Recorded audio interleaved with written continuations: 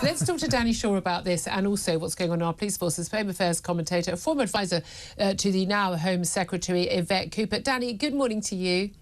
Hi, Julia. Good morning. Thanks for joining us. Just briefly, I just want get your thoughts on this supposed renegotiation of the security pact, because you've dealt with security issues for many years as well. I mean, it's vital that we do have data sharing on this crucial information, but it was insane that we ever stopped doing it, wasn't it? Well, that was part of the deal that was reached after Brexit, Julia. We came out of SIS2, the Schengen information system, which has real-time sharing of wanted people, people who are missing vehicles, suspect vehicles and so on. Massively important for law enforcement. We left that system. We also left the Eurodac system, which is the fingerprint system for asylum seekers and people who are entering the country, so you can check if they arrived in the UK, have they claimed asylum in another country, have they been denied asylum in another country. That Eurodac system we don't have access to either. And that was part of the security and trade deal that was reached by the previous government. But that was all because that comes under sort of the jurisdiction of the EU. And Exactly. but they can still provide access. I mean, you can always provide access and work with countries outside the EU. You know, most of our top security deals are actually with non-EU countries. I mean, it was their choice not to continue to do it. Do you think that will have a big impact if we do get more of that sharing? I think it will absolutely help, particularly I think in terms of border security, the Eurodac system I think will definitely help. I think obviously there are some workarounds, and Interpol now plays a much bigger role in terms of law enforcement for the UK. We do have access to some other EU systems, some other databases and so on. I think we still have access to DNA sharing and stuff like that. So that's still there. I think the problem is absolutely, if you're out of the club, are you prepared to play by the rules of the club? And that was always the problem. So it's not necessarily going to be so easy to get access to that SIS2, that information sharing system. But there are some new technologies and some new systems coming on stream.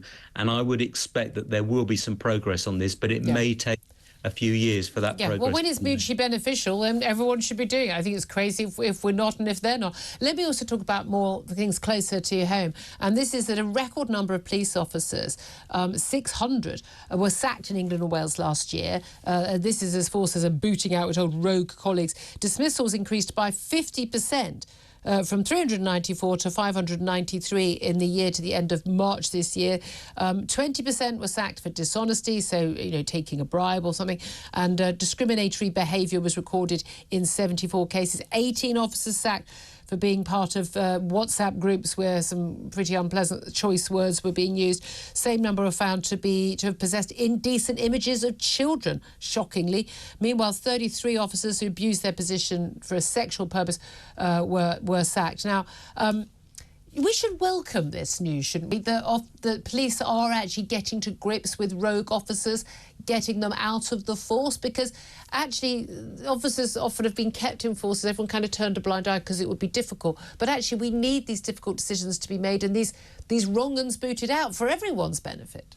Well, there's two ways of looking at it, aren't there, Julia? One way is to say almost 600 officers barred from working with the police for these really disturbing reasons. That's disturbing in itself. The other way of looking at it is to say, well, it's good that at least they're being found out and booted out, and we've got the figures and we've got the transparency now to be able to show that. I definitely think there has been a step change in terms of misconduct processes and in terms of more robust action, particularly since the murder of Sarah Everard.